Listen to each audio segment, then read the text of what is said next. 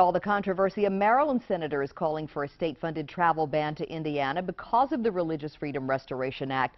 But that request and the way the senator went about it is rubbing those in the Hogan administration the wrong way.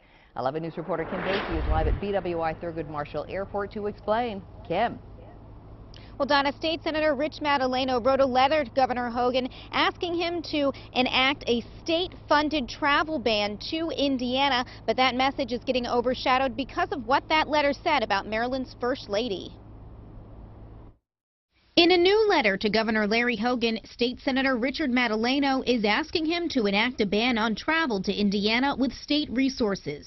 The vast majority of people in Maryland, probably, if visiting Indiana, would be at risk of discrimination, the public humiliation of being driven out of a restaurant. You know, I don't think we have that much business that's going on there, that we're going to be traveling there. Lieutenant Governor Boyd Rutherford says the travel ban may be a moot point, but it's the way Madaleno presented it that's raising some eyebrows.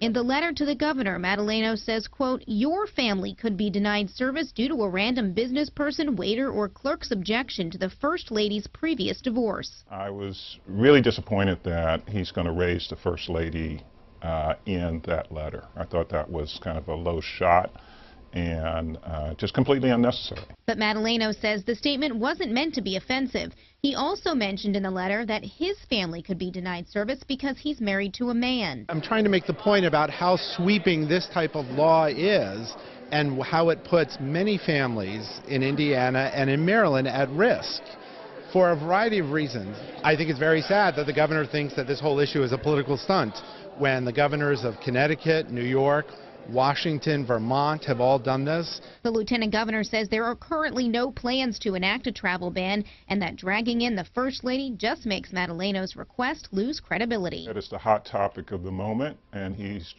grandstanding. He's doing the kind of things that you would see in Washington, D.C. And we're much more concerned about issues in Maryland right now. And in this legislative session, the last 2 weeks, he needs to be focused on the things that are important to Marylanders. Rutherford says the Hogan administration is open to discussion on controversial issues, and he says he would be open to talking about this letter with Senator Madaleno. Reporting live at BWI Marshall Airport, Kim Dacey, WBAL TV 11 News. All right, Kim, thank you.